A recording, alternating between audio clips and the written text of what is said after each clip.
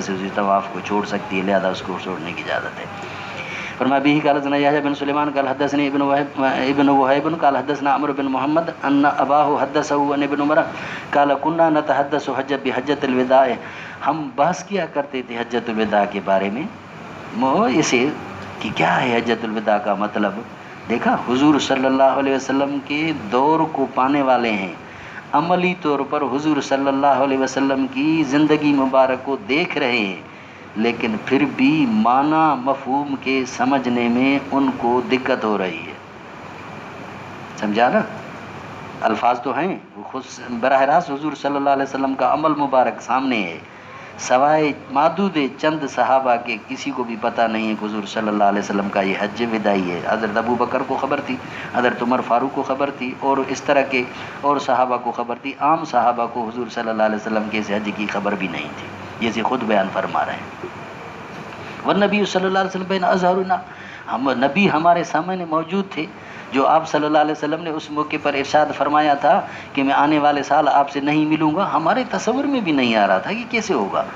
اب یہ حضور صلی اللہ علیہ وسلم ہمارے درمیان موجود ہے، اس طرف ہمارا تصور بھی نہیں جاتا تھا، ذہن بھی نہیں جاتا تھا۔ ولا ندری ما حجۃ الوداع، ہمیں حجۃ الوداع کی حقیقت کا پتہ نہیں تھا۔ فحمد اللہ وثنا علیہ، وہ حضور صلی اللہ علیہ وسلم نے اسی حجۃ الوداع کے موقع پر اللہ کی تعریف فرمائی، وثنا علیہ خوب تعریف فرمائی، ثم ذکر مسیح الدجال، حضور صلی اللہ علیہ وسلم نے اس موقع پر مسیح دجال کا ذکر فرمایا۔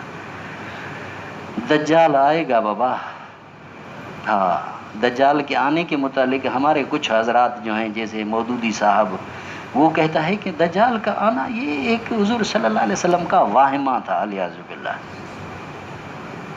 یہ اتنی ساری تقریباً 17 کے قریب روایات ہیں جو دجال کی آمد کے متعلق آ رہی ہیں، اور وہ کہہ رہے ہیں کہ واہمہ ہے، حضور صلی اللہ علیہ وسلم کو ایسا اجتباع ہوا، اتنا عرصہ گزر گیا، اتنے عرصے میں جب دجال نہیں آیا تو باقی آگے خاک آئے گا۔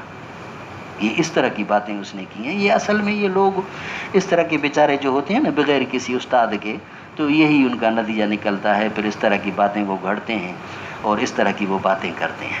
اسی طرح بیت اللہ کے بارے میں بھی ان کی باتیں جو ہیں بڑی عجیب غریب ہیں، کہ بیت اللہ کا جو ہے اب طواف کرنا یا بیت اللہ کا حج کرنا، اب اپاڑے وارن کے بجا گائندہ حلو حج کرنا، یہ ایسا ہے کہ اب اگر کوئی حج پر جائے گا تو نتیجہ یہ ہوگا کہ وہ لوگ بجائے اس کے کہ کوئی ایمان کی دولت اپنے ساتھ لے آئیں، بدزن ہو کر واپس ہوگا۔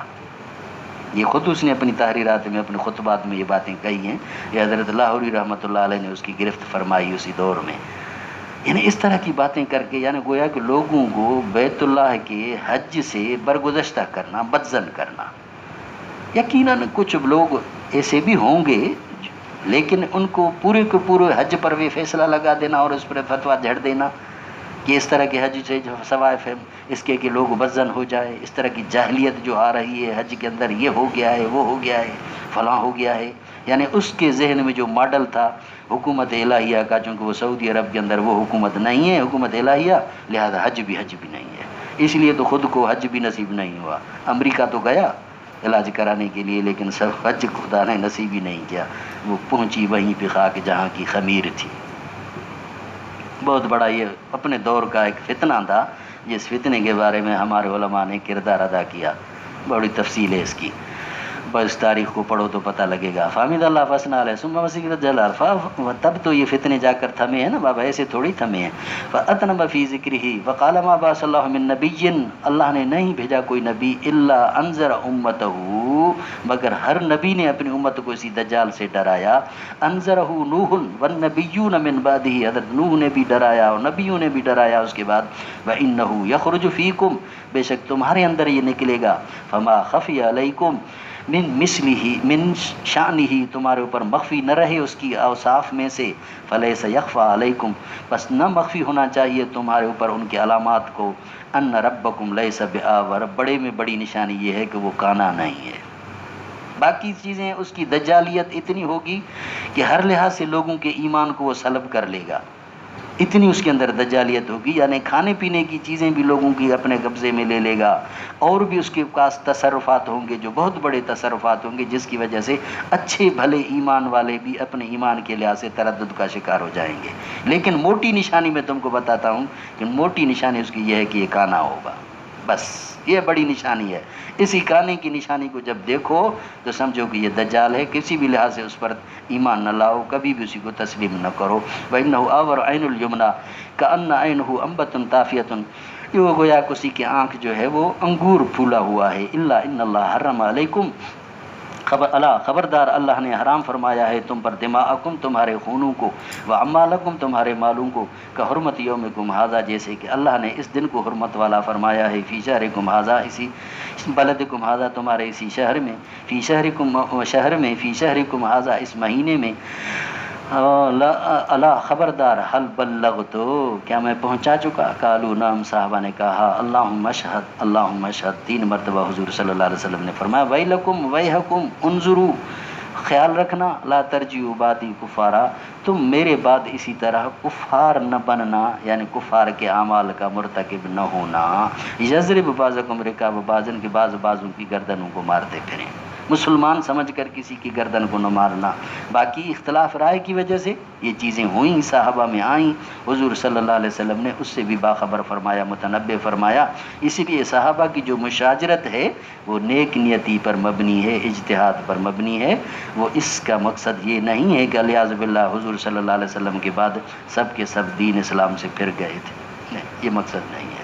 زیادہ تو مسلم شریف میں اس پر بحث پڑھو گے, یہ آئے گا, وہاں زیادہ بحث ہوتی ہے. بس یہ حدیث کا مقصد یہی ہے کہ حضور صلی اللہ علیہ وسلم نے صحابہ کو اس طرح کے نزاع سے روکنے کی تنبیہ فرمائی تھی, متوجہ فرمایا تھا کہ اسی طرح تم ایک دوسرے کے ساتھ نزاع کا شکار نہ ہونا. باقی نزاع ہو گیا, تکوینی طور پر اللہ تبارک و تعالیٰ نے یہ چیزیں کروانی تھی. اور حضرت شیخ زکریا رحمۃ اللہ علیہ, حضرت شاہ ولی اللہ رحمۃ اللہ علیہ نے بڑا عجیب نکتہ لکھا ہے. فرماتے ہیں کہ اللہ تبارک و تعالیٰ کے نے ان صحابہ کرام سے یہ چیز تکوینی طور پر کروائے تاکہ امت کے لیے آگے ایک نمونہ رہے. حضرت معاذ سے ہوا, فاطمہ بن قیس سے ہوا, یہ خود بڑھ کر آ رہے تھے کہ ہمارے اوپر حد قائم کیجئے, حدوں کو قائم کیجئے. یہ ان کا جذبہ تھا, یہ ان کا احساس تھا, تاکہ آگے آنے والا عملی طور پر لوگوں کے پاس ایک نمونہ رہے.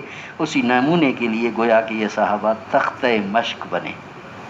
جیسے ہوتا ہے نا ڈاکٹر حضرات اس طرح اپنے شاگردوں کو جو ہے وہ کبھی مینڈک کاٹ کر ان کو سکھلاتے ہیں, کبھی اس طرح کے نئے آنے والے چور دھاڑیل ہوتے ہیں ان کا پوسٹ مارٹم کرتے ہیں, یا کبھی اس طرح کے حادثات میں آنے والے لوگوں کا پوسٹ مارٹم کر کے ان لڑکوں کو کھڑا کرتے ہیں, بتلاتے ہیں کہ یہاں جگر ہوتا ہے, یہاں فلاں ہوتا ہے, یہاں فلاں ہوتا ہے.